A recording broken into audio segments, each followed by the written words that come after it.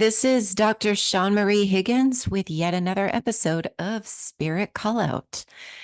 Now, in case you're listening for the first time, Spirit Call Out is where I give you messages from your crossed over or passed over, meaning deceased loved ones, either animal or human, that have come to me to give you messages.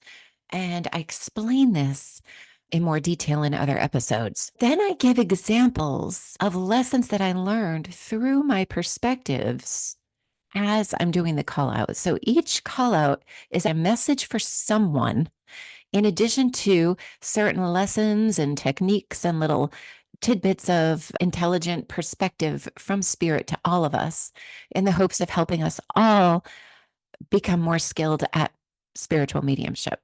So I'm sharing some education with you while I'm doing the call out. And then at the end today, I do have some moments of inspiration that I received during this call out. But first, we'll do the call out and I'll introduce the spirit that came through. And then at the end, I'm going to give you some more intelligent information that they shared with me through the way they communicated with me. Pretty interesting. Wait till you hear about it. Now, what I share with you during this podcast is my perception of mediumship. Of course, everyone is different. These are simply my perceptions and the way mediumship happens and occurs to me, meaning how I understand, think about, and experience it. I honor everyone's methods and modalities, but with you, I share humbly my own experience with it. So today's call out came to me this morning, which is interesting because I've waited for it all week. Of course, I have other spirit communications every single day, including in my practice where I do spiritual mediumship appointments in addition to osteopathic medicine. But today's call out came the day of, and that happened actually the last time as well. And today I got the feeling that I'll be doing a live show eventually. So Spirit's going to actually begin coming to me in the live show. I'm not sure about this yet. It's just kind of morphing into that kind of a thing. So give me your feedback on whether or not you'd like a live show. What appeared to me this morning was a white dog sitting beside a human being standing up. They came through together. They were standing as one, the dog lightly against the legs of the human, which came through as the feeling of a man. They came through as one image. They were outside, either on a sidewalk or in a yard. And I think there was a leash that the man was holding onto. I got the feeling of that telepathically in his right hand. However, his right hand was obscured in the view that I saw. But it appeared that his right hand might have been holding a leash, and against his right leg and thigh, a very tall, beautiful white dog was sitting, both very happy and peaceful. I got the telepathic message that the man was walking the dog, and that was what they wanted to communicate to me. A man walking a dog, and they appeared as that, and they were simply looking at me. And this is what I call a spirit introduction, and I'll explain afterwards, like I said. But this is how a spirit introduces themselves to me, as a fading in of a very strong image that I cannot see through. So I cannot see through these spirits. They are very solid, they are very real.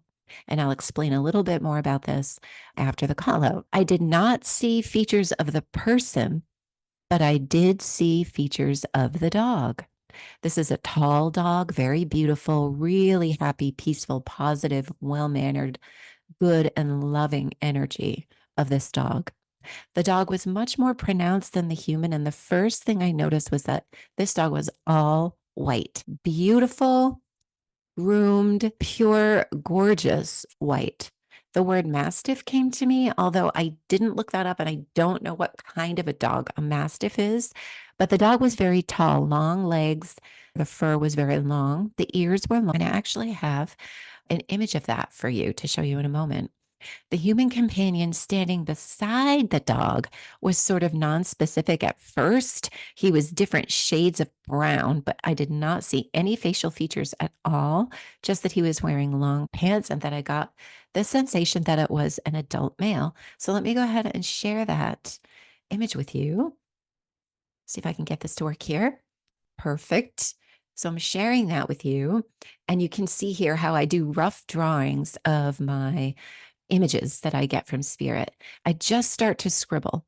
Now, I do this after the fact, not in the moment, because in the moment I'm receiving the information from the spirits. I simply allow myself to relax and receive information.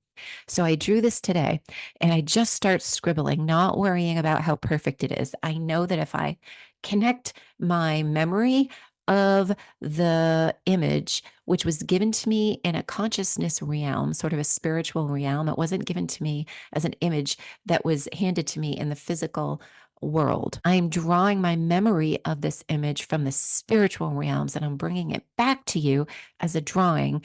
And I'm bringing it back through my musculoskeletal system as I'm drawing it for you. So I simply start to just see the image again in my memory and then draw it. And it just scribble, it change the lines as they come into perspective of the kind of proportions that I saw.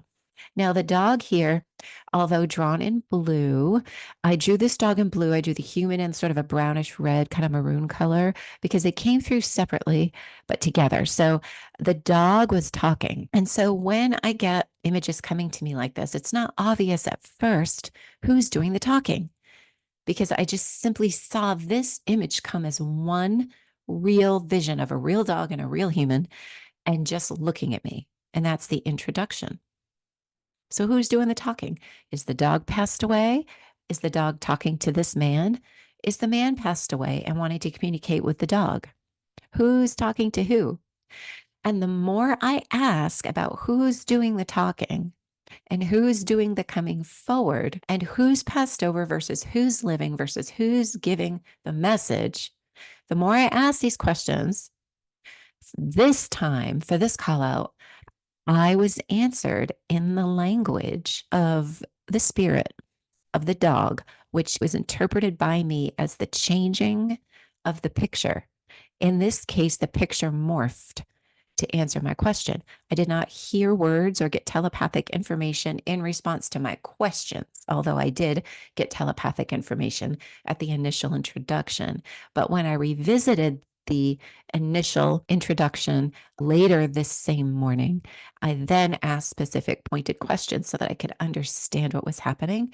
And those questions were answered as the actual image changing. So, what happened is that the image changed so that the dog became more and more pronounced and the human became more and more in the background like a silhouette. So the dog was doing the talking. The dog was coming forward. Spirit can answer us in many different ways.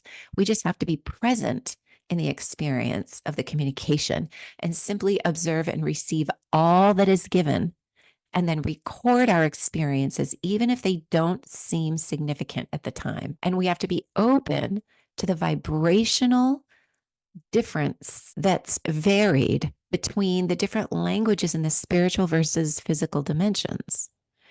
And also, it varies via the interpretation, respectively, according to who's doing the interpreting.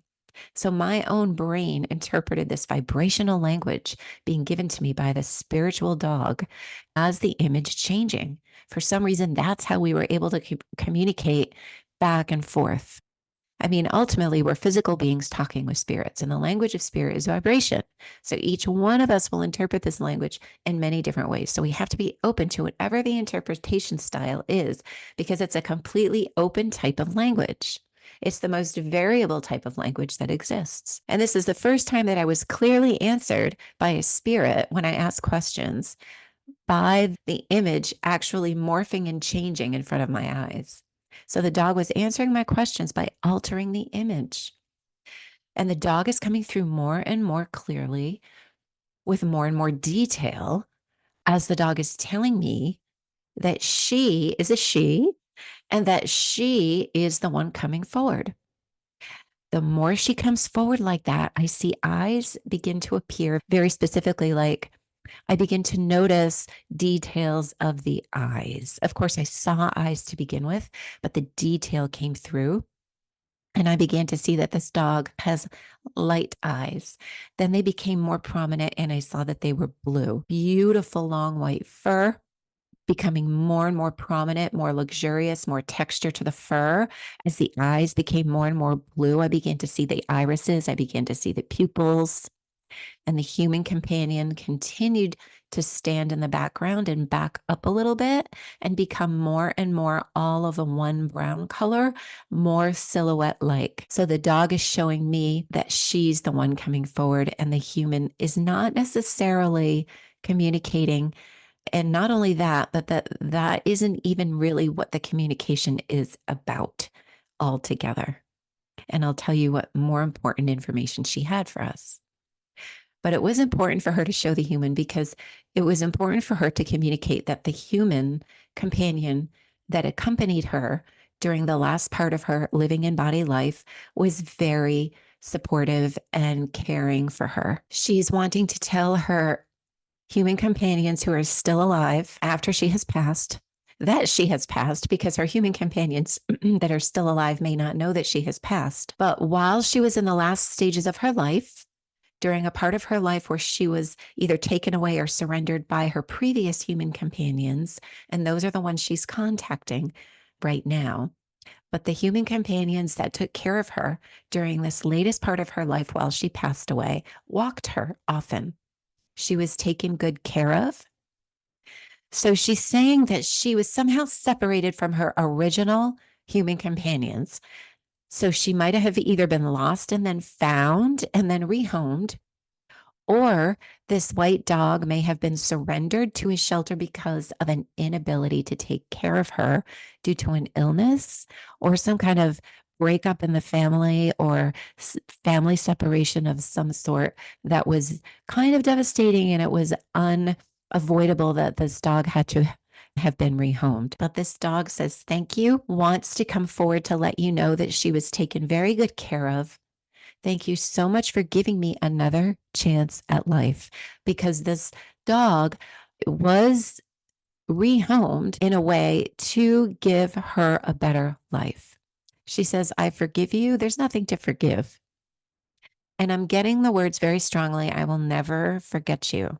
So if there's any guilt or grief related to the passing or loss or surrendering of this animal, please let it go. She's letting you know, I forgive you.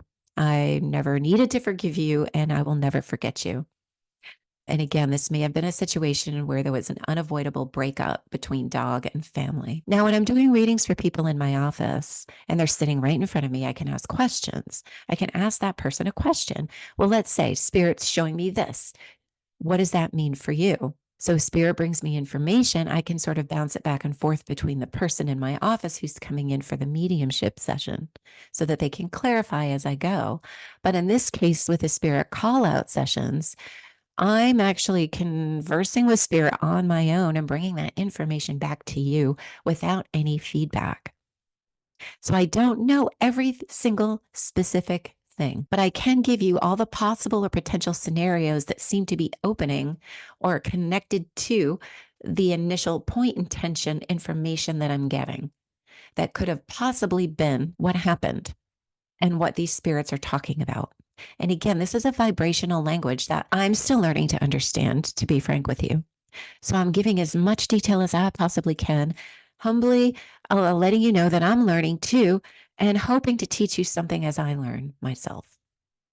Now, the eyes keep showing to me brighter and brighter blue on the dog. And she says they may not have been that literally bright blue when she was in living body with you, but that she's highlighting these for me to see so that I can bring them forward as an identifying feature. She might also be highlighting a collar, some sort of a collar that had jewels on it, but not real jewels, either like fake jewels, or it was studded with some sort of a metal or something, maybe like a decorative collar. It might have been red or pink or orange or something like that, that might be coming through.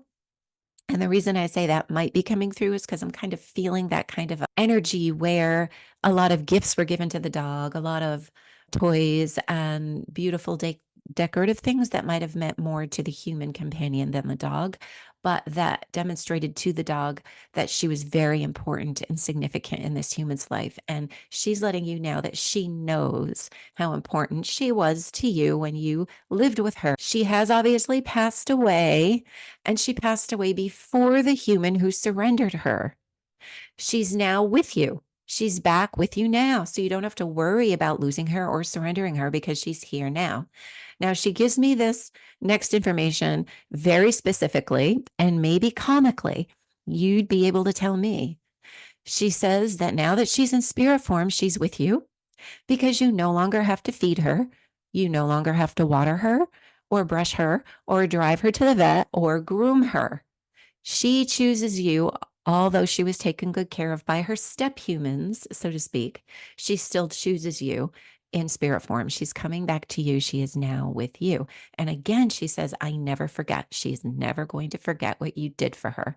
I forgive you. I understand why I had to be surrendered or let go. I thank you and I love you. I'm on the other side, so to speak, but we will meet again more directly after your passing. But for now, I'm with you between worlds. We see each other between worlds. We cross the bridge. Every once in a while, you will get more and more indication from her that she is around. Again, she says, I will never forget you. I will never forget you. I never forget what you did for me. That's such a dominant message.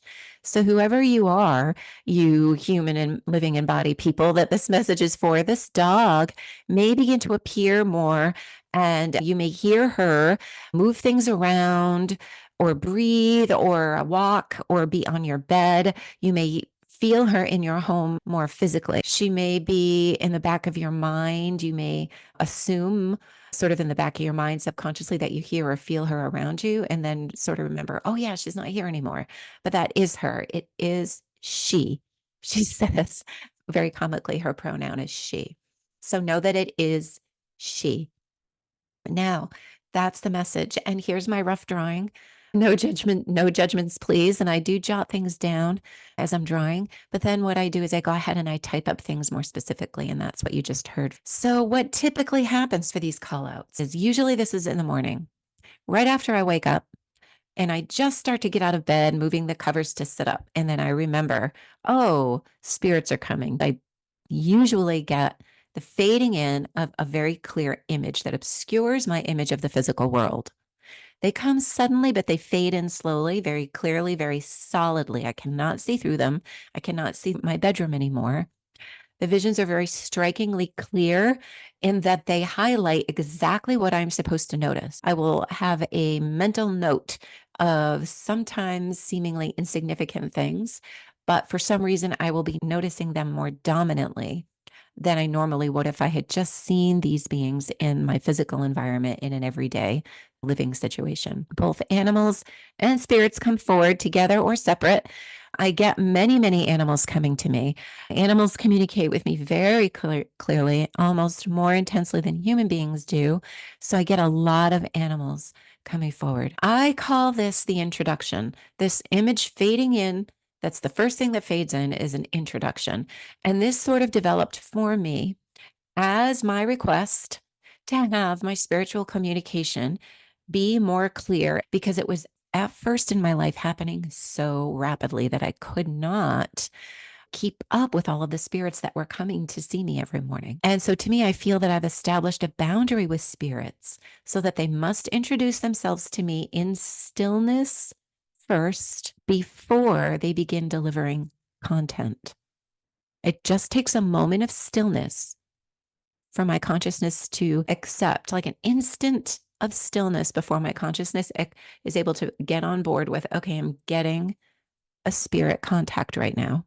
And then they will start delivering content to me in a very clear, orderly, concise, and gentle, calm manner. That's all I accept. I accept only one spirit at a time. Before, I would get several overlapping, and I could not distinguish if they were together or separate. Turns out they were all just really excited to talk to me. So I asked for only one at a time and for only 1 to 3 a day. Since I've asked for that, I've only had as many as 2 come in for the spirit call out per day. Of course, my job is talking to spirits, so that's an additional protocol that I use for a different kind of mediumship in my office for healing and also for mediumship sessions. So they replace my physical visual field with a fading in of an image that appears as reality, but standing still, sort of like a photograph, but a three-dimensional photograph that I can be inside of, sort of like a holographic photograph of spirit or spirits coming forward in the form or snapshot of activity that best represents their message to me as one visual. And then it is expanded upon after that point, usually with telepathic content. And then it is expanded on even further with other types of sensory information that I'm able to collect in the spiritual realm, such as voices, reading words, having words move on the lower part of the visual as if words were kind of streaming across a news broadcast at the bottom of the television screen. So this all comes through first as a still image, then movement starts to take place that's accompanied with telepathic information, and it comes as an influx. I used to say a flash, but it stays longer for than just a flash. It fades in quickly, but merges with my reality. And then I get a succession of sensory information in all these different ways. Also, emotions will come through and other sensory informations that I can't describe to you or explain to you here, but I try to do so in some of the courses that I teach. It's kind of like people who have had near death experiences and then they come back and say, oh, well, I saw colors that I've never seen before, and they can't explain a new color that they now know about. That's what this is. I feel sensory information that I cannot explain to you. It's not sight, vision, sound. It's not taste. It's not smell. It's not touch. It's not emotion. It's just something different. And we kind of work on this in some of the courses that I give. But all of this comes in as an influx and then it fades away. And that's the introduction. And it can last for a few moments or many moments. It fades away completely. Then another one, completely separate introduction that is an image with sensory content, like I just described in the previous one, will fade in as its own message from different spiritual beings with different telepathic messages and sensory information that I gather from a different spirit. So it's a unique situation. It's its own unique scenario, separate from the other one. This will also then continue until it's complete. It takes enough moments to be complete, and then that fades completely. And then another one would emerge and then it fade, and then another one would emerge in and then fade out. And it used to be that I got up to 5 or 6 in some mornings after I woke up and started to get up and sit up and get out of bed. I would see the images and then I would lay back down and relax to receive more information. As I learned how to hone in on my mediumship skills and refine them, I learned how to control when it happened and how much it happened. I learned how to stop the free influx of spirits one after the other because I could not keep up with their requests. So after I get these initial introductions, I will then later that morning or that evening or even the next day return to the memory of that experience. And it is recalled almost immediately as if there was no time, and there is no time. And then I will hone in on that with my inner vision. And I will call it in again and I will ask for more information. And I have a way that I do this. I open myself to spiritual communication and I have a way that I do that. I'm not going to go over that in this session, but I will in a next session. So when I sit with this information for the second time, I then draw it and get more information coming in. And that's how I put this all together as a call out. Then if a human comes forward and contacts me after hearing the call out, we either set up an appointment to get further information or contact other spirits. Or sometimes I'm just contacted by people that want to let me know that was their loved one that had crossed over. And they want to say thank you and that they feel better. They feel some sort of resolution and peace. So hopefully that's what I've done today, as well as give a few lessons on spiritual contact and the way that I get the information delivered as an initial introduction. And then filling in the blanks. Next time, I think it would be a great idea to go over something like, why would I want spirit to not come through all at once? Why would I want to slow them down and create boundaries? Why would we want to do that? And what happens when you do that? Many things can happen. You may have a completely different experience of mediumship after that point. So this is important concept to talk about, and we will do that at the next spirit call out session. So thank you so very much for listening. You can go to my website, www.osteopathicwell.com, to access all podcast directories, or at least the major ones, the big ones that broadcast spirit call out. And you can also contact me through the website. Just go to contact us on the menu bar and type in your info, whatever message you have, and let us know if you want to be included on our newsletter emailing, which is set to start as a monthly email. So I wish you all many loving interactions with your spirit loved ones. And until next time, namaste.